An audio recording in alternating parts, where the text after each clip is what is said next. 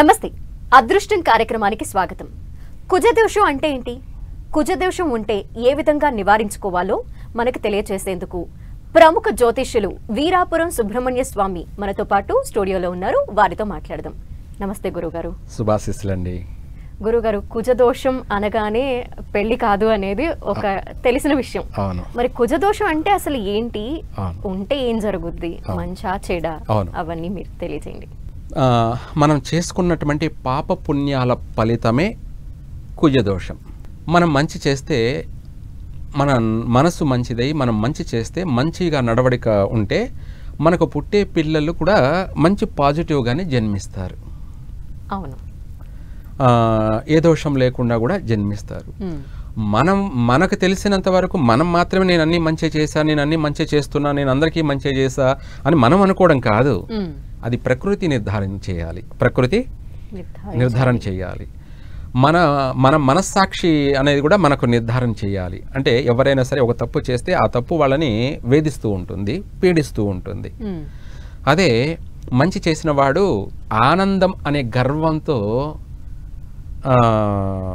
అమితానందంగా జీవిస్తుంటాడు. ఎందుకంటే వాడు మంచి చేస్తున్నాడు కాబట్టి దాన్ని గర్వంగా ఫీల్ అవుతూ వాడు ఎటువంటి భయము బెనుకు తణుకు లేకుండా జీవిస్తాడు. ఎందుకంటే వాడు తప్పు చేయలేదు కాబట్టి. తప్పు చేసిన వాడే అన్నిటికీ భయపడుతూ జీవిస్తూ ఉంటాడు. ఇదే అక్కడ మంచి చెడు. మన అదృష్ట కార్యక్రమంలో ఇది ప్రధానమైనటువంటి అంశం. కుజదోషం యొక్క ప్రభావితం ఎంతవరకు ఉంటుంది అనేది. అయితే కుజుడు అనే యొక్క గ్రహము మన శరీరంలో ఉన్నటువంటి రక్తం, మన శరీరంలో ఉన్న రక్తమే కుజుడు. అంటే మనకు ఎక్కడో ప్రత్యక్షంగా ఆ ఒక రూపం కనపడాల్సిన అవసరం లేదు. మన శరీరంలో ఉన్నటువంటి బ్లడ్డే కుజుడు. అంటే ఎరుపు వర్ణం అన్నమాట. రత్నాలలో పగడం, ఆ పగడం కూడా ఎరుపు వర్ణమే. ఇలా చెప్పుకుంటూ పోతే చాలా కందులు కూడా ఎరుపు వర్ణమే. కందిపప్పు, కందులు ఇవి దానం చేస్తూ ఉంటారు. ఇది కూడా కుజుడే.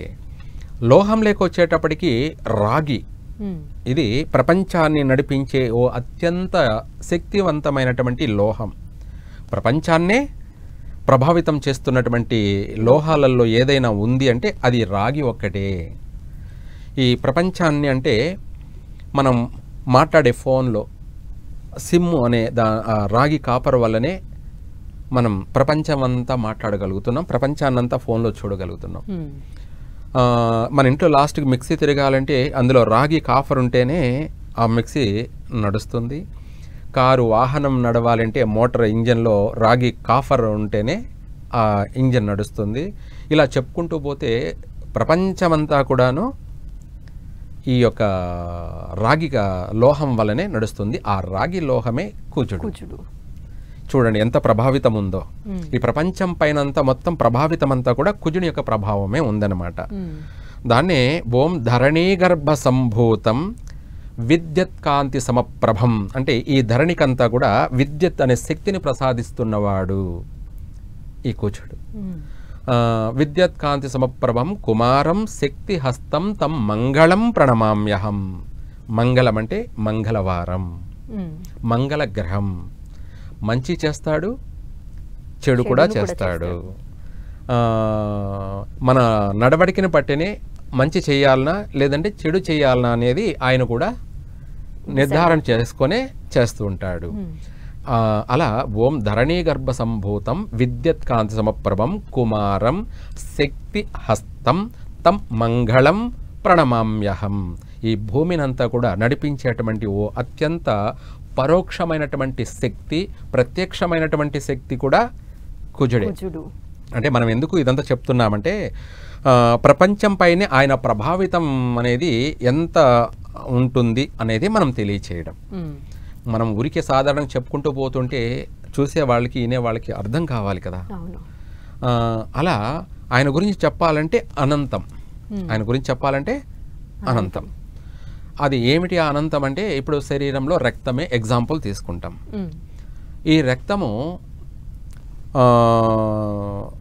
ఇన్ఫెక్షన్ కాకుండా ఉన్నంత వరకు మన శరీరం అందంగా ఉంటుంది. ఈ రక్తం ఇన్ఫెక్షన్ అంటే దాంట్లో క్వాలిటీ, క్లారిటీ. క్వాలిటీ అనేది ఎప్పుడైతే తగ్గుతుందో అప్పుడు శరీరంలో మచ్చలు, చర్మ వ్యాధులు స్టార్ట్ అయిపోతాయి. స్కిన్ ఎలర్జీ, చర్మ వ్యాధులన్నీ కూడా చర్మం చెడిపోతూ ఉంటుంది. అంటే చర్మం ఒకటే కాదు, పార్ట్లు కూడా చెడిపోవడం స్టార్ట్ అవుతాయి. హార్ట్ అటాక్ అని చెప్పాను మనం అంటాం కదా, బ్రెయిన్ స్ట్రోక్ అని చెప్పడం, హార్ట్ స్ట్రోక్ అని చెప్పడం, లేకపోతే ఇంకా అనేక కారణాలు ఏదైతేనేముంది నిందలేనిదే బొందబోదు అనే సామెత కింద లాస్ట్కి ఫైనల్గా అర్థమయ్యేది అదొకటి. ఈ బ్లడ్ అనేది ఓవర్ఫ్లోట్ అయినా హార్ట్ అటాక్, స్లో మూమెంట్ అయినా శరీరం అంతా పని చేయదు, అంతే మందం అయిపోతుంది అనమాట. మొత్తం అంతా కూడా రక్తంలోనే ఇమిడుంది వాని భవిష్యత్తు రక్తంలోనే ఇమిడుంది. ఆ రక్తం అనేది మందకొడిగా నడుస్తుందనుకో మనిషి డల్ అయిపోతాడు, మనిషి యాక్టివ్ ఉండడనమాట. యాక్టివ్గా ఉండలేరు, డల్ అయిపోతాడు. శరీరం అంతా కూడా వాడు వర్క్ అనేది స్లో మూమెంట్ ఉంటుంది. ఆలోచన థింకింగ్ కూడా స్లో ఉంటుంది. దాన్ని దున్నపోత మీద వాన గురిచినట్టుందిరా అంటారు. ఇవన్నీ నిజాలే, వాస్తవాలే. హుషారుగా యాక్టివ్గా పని చేయలేడు అనమాట. అందుకనేసి అలా అంటారు, డల్ అయిపోయాడు కాబట్టి. అలాగే ఇది ఓవర్ఫ్లోట్ అనుకో, వాటి షార్ట్ టెంపర్. ఏమిటి షార్ట్ టెంపర్? వాడు క్షణాలలో కను మూసి కను తెరిచే లోపల చేసేయాల్సిందంతా చేసేస్తాడు. అది డేంజరే, అది కూడా డేంజరే. అంతేకాకుండా అలా కావడం వల్ల వాడి శరీరంలో బాడీలో షేకు, వైబ్రేషన్ వచ్చేస్తుంటుంది. వైబ్రేషన్ అంటే చేతులు ఇలా పదరడం, శరీరం అంతా, బాడీ అంతా కూడా పదరడం, ఇలాంటి వైబ్రేషన్స్ ఎక్కువైపోతుంది. ఇదంతా అనారోగ్యం పైన ప్రభావితం చేస్తూ ఉంటుంది. అదే వ్యక్తిగత జీవితం అనేది వివాహంలోకి ప్రధానంగా కూడా తీసుకోవాలి. ముందు ఆరోగ్యానికి ప్రధాన కారకుడు. దాన్నే ఏమంటారంటే శ్లోకం, మంత్రం అని చెప్పచ్చు. ఓం కుజ అరిష్టేతు సంప్రాప్తే కుజ పూజాంచ కారయేత్తు కుజ ధ్యానం ప్రవక్ష్యామి రుణ రోగపీడోపశాంతి. అంటే రుణ రోగపీడోపశాంతి అంటే ఈ యొక్క కుజుడు మనిషికి అప్పుల బాధలు విపరీతంగా అయిపోతూ ఉంటాయి, ఆర్థికంగా అప్పులవుతాయి. దాన్ని రుణ పీడితుడు అంటే రుణాలు ఇచ్చిన వాడిని మళ్ళీ ప్రేరేపణ చేస్తాడు. వాడు ఈరోజు నీకు లేదా నాకు ఎవరికోకి మనం ఒక డబ్బులు అడిగాము, వాడు ఇస్తాడు, ఇవ్వడం, మళ్ళీ మరుసటి రోజు నుంచే వాడు ఇంకా ఏడిపించడం, పీడించడం ప్రారంభం చేస్తాడు. ఎందుకంటే వాడికి ఆ రాత్రి ఇచ్చాను, వీడు ఇస్తాడా ఇవ్వడా అని చెప్పేది ఇంక వాడికి రాత్రి నిద్ర రాదనమాట. మరుసటి రోజు పొద్దున్న నుంచే ఏదో కారణం, నాకు ఇలా అవసరం వచ్చింది, అలా అవసరం వచ్చింది, నా డబ్బులు నాకు కావాలి అని చెప్పేసి వాడికి మరుసటి రోజు నుంచి ఇంటికాడ కూర్చొని వీడిని పీడిస్తూ ఉంటాడు.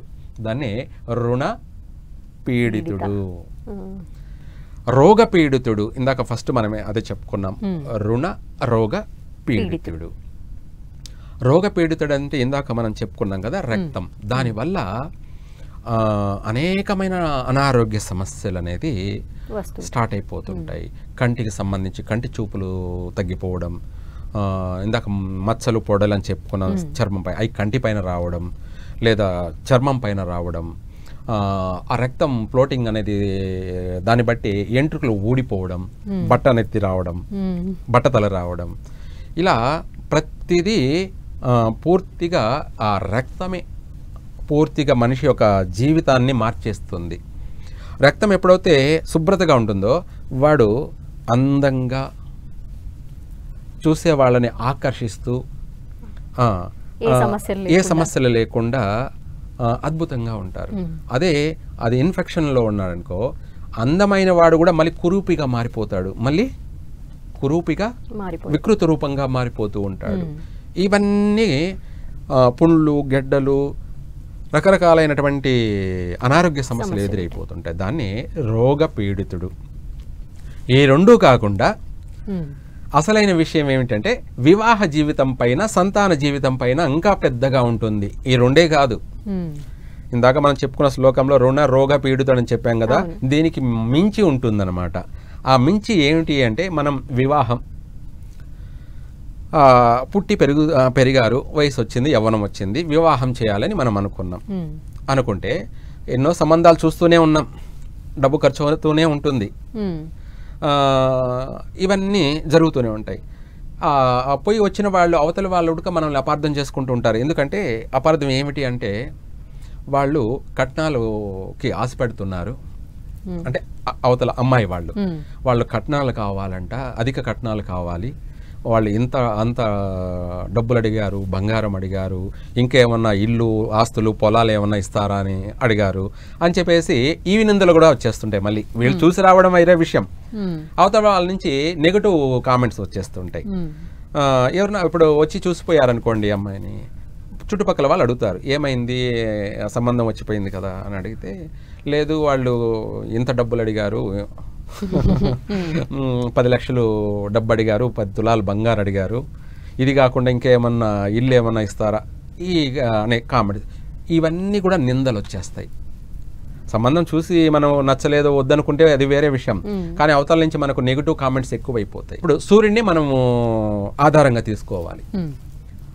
ఉదయం సూర్యుడు 6 గంటలకు ఎలా ఉన్నాడు అంటే మనకు ఆరోగ్యాన్ని కలగచేస్తున్నాడు, ప్రపంచానికంత అందమైన వెలుగును ఇచ్చాడు, ప్రశాంతమైనటువంటి తేజవంతమైన జ్ఞానాన్ని రిలీజ్ చేస్తున్నాడు. అంటే మన మనసు ఎలా ఉంటుందంటే నిర్మలంగా ఉంటుంది, ప్రశాంతంగా ఉంటుంది.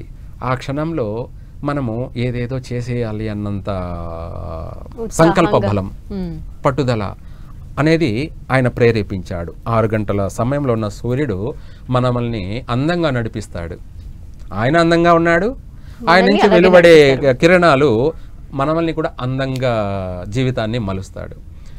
7 గంటలప్పుడు ఎలా ఉన్నాడు, 8 గంటలకి ఎలా ఉన్నాడు, 9 గంటలకు ఎలా ఉన్నాడు, 10 గంటలకు ఎలా ఉన్నాడు, 11, 12, 1 గంటకు సూర్యుడు ఎలా ఉన్నాడు.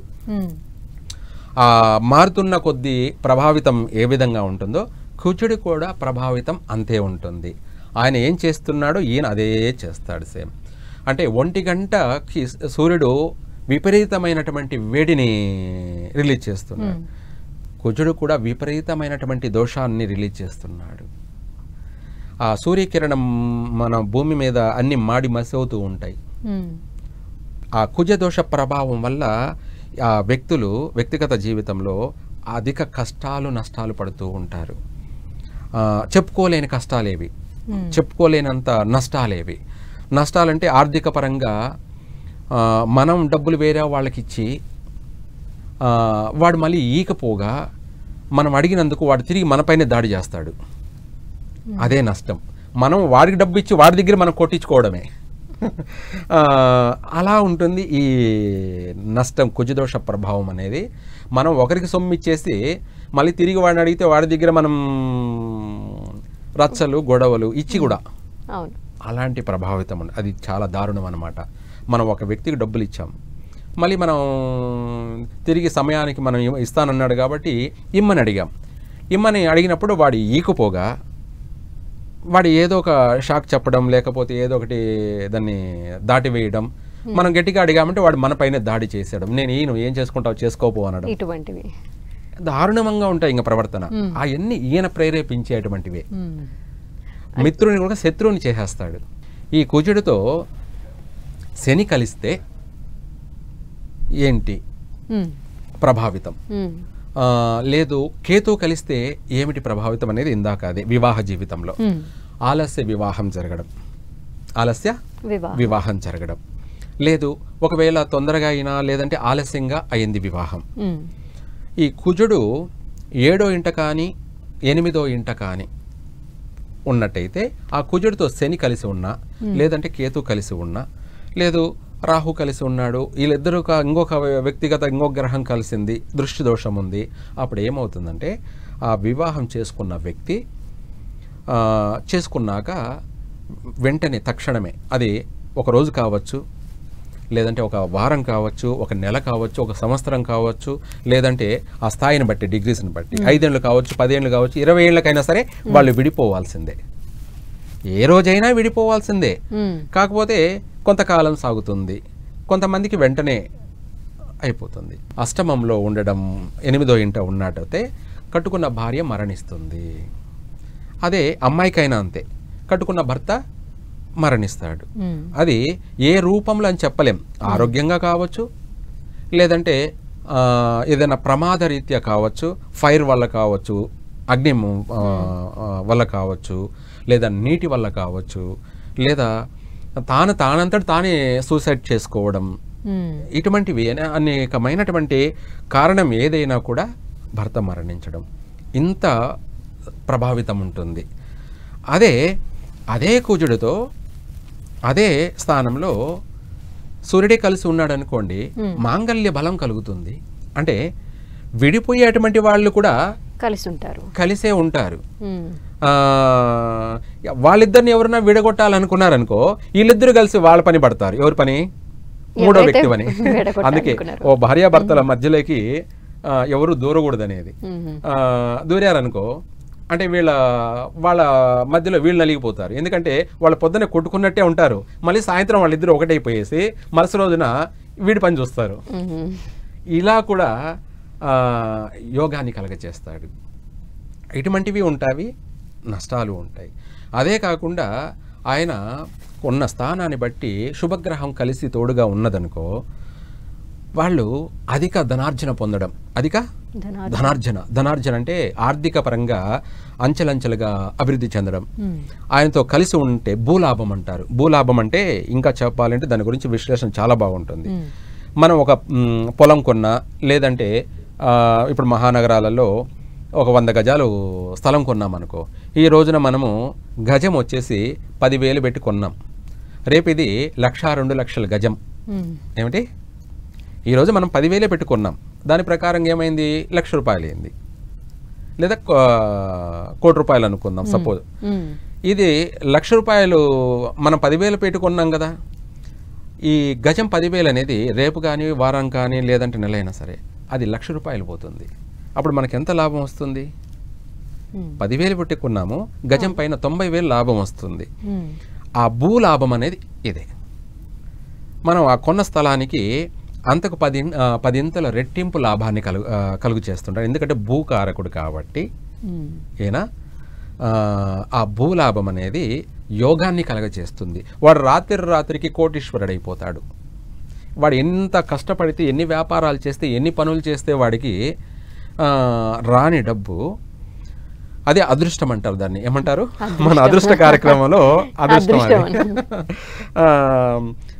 వాడికి ఎందుకో కొనాలనిపించింది, తన దగ్గర డబ్బు లేకపోయినా తన ఇంట్లో భార్య దగ్గర ఉన్నటువంటి నగలైనా అమ్మేసి ఆ స్థలాన్ని కొనాలనుకుంటాడు, కొంటాడు. తర్వాత దాన్ని కాస్త వ్యాపారం చేద్దామని వ్యాపారం రూపంలోకి మారిపోతాడు. మైండ్ సెట్ అంటే వ్యాపార మైండ్ సెట్ అయిపోతుంది. ఎందుకంటే అదృష్టం అనేది కలిసి వస్తుందన్నమాట. దాన్ని రేటు వచ్చిందనుకోండి, మంచి రేటు, అమ్మేస్తాడు. 1,00,000 రూపాయల లెక్కన ఏమైందంటే 100 గజాలు 1,00,00,000 రూపాయలు అయింది. వీడు 1,00,000 రూపాయలే పెట్టుకున్నాడు, 1,00,00,000 రూపాయలు అయింది. అంటే 10 లక్షలు పెట్టుకున్నాడు అనుకున్నాం, కానీ 90 లక్షల లాభం వచ్చేసింది. దీన్ని కాస్త ఏం చేస్తాడంటే ఇంకో 200 గజాలు కొంటాడు. అది వాడు దానికి ఇంకొంచెం రేటు పెంచైనా కొంటాడు మంచి చోట. దాన్ని కాస్త మళ్ళీ ఏమైందంటే 2 లక్షలు, 1,50,000 పెట్టి అమ్ముతాడు. ఇలా వాడు ఉన్న పలానా రోజుకి అభివృద్ధి చెందుతూ పోతున్నాడు. కనీసం 1,00,000, 10 లక్షలు పెట్టుబడి పెట్టిన వాడు ఓ సంవత్సరం తిరిగి చూసేటప్పటికల్లా వాడు 100 కోట్లకు అధిపతి అయిపోయాడు. 100 కోట్లకి అధిపతి. ఏ విధంగా? మన కళ్ళతో చూస్తున్నాం ఎంతో మందిని. మీరు చూసేది వేరు, మేము రోజు చూసేది వేరు. ఎందుకంటే మా దగ్గరికి ఎంతో మంది వస్తూ ఉంటారు కాబట్టి ఎంతమంది అభివృద్ధి చెందారు, ఎంతమంది నష్టపోయారు అనేది కూడా ప్రతిదీ కౌంట్ ఉంటుంది. అలా రాత్రికి అన్నట్టుగా వాడు ఒక సంవత్సరానికల్లా 10 కోట్లు, 50 కోట్లు, 100 కోట్లు, 200 కోట్లకి పడగెత్తేస్తాడు. మరి కుజుని యొక్క ప్రభావం ఎలా ఉంటుంది అంటే, అలా ఉన్న పలానా రాత్రికి వాడు కోటీశ్వరుడైపోవడం. ఇది వానికి ధన యోగాన్ని కలగచేస్తుంది. భూయోగం అంటారు దీన్ని. ఏమంటారు? భూయోగం. ఆ భూయోగమే. అందుకే భూమి కొన్నవాడు ఎప్పటికీ చెడిపోడు. భూమి కొన్నవాడు ఎప్పటికీ చెడిపోడు. ఇప్పుడు బంగారం కొన్నా ఈరోజు తగ్గుతుంది, రేపు పెరుగుతూ ఉంటుంది. లేదంటే దాన్ని ఎవడన్నా దొంగిలించినాడు అనుకో, ఉన్నదే ఊస్ట్ అయిపోతుంది, ఉన్నది ఉంచుకున్నది మొత్తం పోతుంది. కానీ ఈ భూమి అనేది ఎక్కడికి పోదు. మన పేరు పైన రిజిస్ట్రేషన్ అయి ఉంటుంది, మన కొన్న భూమి ఎక్కడికి పోదు, ఎప్పటికి పోదు. దాన్ని మనమే ఇల్లు కట్టుకోవచ్చు, లేదంటే దాన్ని మనం కట్టి 10 మందికి రెంట్లకి ఇవ్వచ్చు. అది కాకపోతే మనం కట్టేసి మళ్ళీ అమ్ముకుంటూ వెళ్తూ ఉండొచ్చు. దానిపైన మనం పెట్టుబడి పెడుతున్నాం, దానికి డబుల్ త్రిబుల్ లాభాన్ని మనం ఆర్జిస్తున్నాం. ఇలా ఈ భూమిపైన వచ్చేటువంటి లాభము అంతా ఇంత ఉండదు. వాడిని 100 కోట్లకి 1000 కోట్లకి పడగెత్తేలాగా కుజుడు వాడిని ఎదురు లేనటువంటి ఒక మాట కూడా పవర్ఫుల్గా ఉంటుంది. ఏమిటి, వాడు మాట్లాడే తీరు అనుకో, వాడు మాట్లాడుతుంటే ఎదురు ఉన్న వాళ్ళకి, చుట్టుపక్కల ఉన్న వాళ్ళకి భయం కలిగేలా ఉంటుందన్నమాట. గంభీరత్వం ఉంటుంది, గంభీర్యాన్ని కలగజేస్తాడు. కొందరు మాట్లాడితే పోరా అనే ఒక తీసిపారేస్తారు. అదే ఆ కుజుని యొక్క ప్రభావితం ఉన్నవాడు గాంభీరత్వం అనేది వాయిస్లో రావడం వల్ల ధ్వని ఉంటుంది. దానికి చుట్టుపక్కల నలుగురు కూడా భయపడతారు. అయ్యో సార్ వచ్చాడనే అన్న టైప్లో ఆ విధమైనటువంటి గాంభీరత్వం ఉంటుంది. మనం ఆయన అనుగ్రహం కోసమే ఏం చేసినా ఇంట్లో భర్త అనుగ్రహం పొందడానికి ఎలాగో అలాగే దైవానుగ్రహం పొందడానికి కూడా మనం అంతే చెయ్యాలి, మన పర్సనల్ జీవితం బాగుండడం కోసమే. కుజదోషం గురించి, కుజదోషం వల్ల కలిగే మంచి చెడుల గురించి కూడా తెలియజేశారు. అండ్ ఇది సబ్జెక్ట్ కూడా చాలా పెద్దది కాబట్టి ఇంకా పరిష్కార మార్గాలు ఏం చేయాలి కుజదోషం నుండి బయటపడడానికి అనేవి కూడా ఇంకొక ఎపిసోడ్ లో మళ్ళీ మాట్లాడదాం గురుగారు. ధన్యవాదాలు. చాలా సంతోషం అండి. సర్వే జన సుఖినో భవంతు.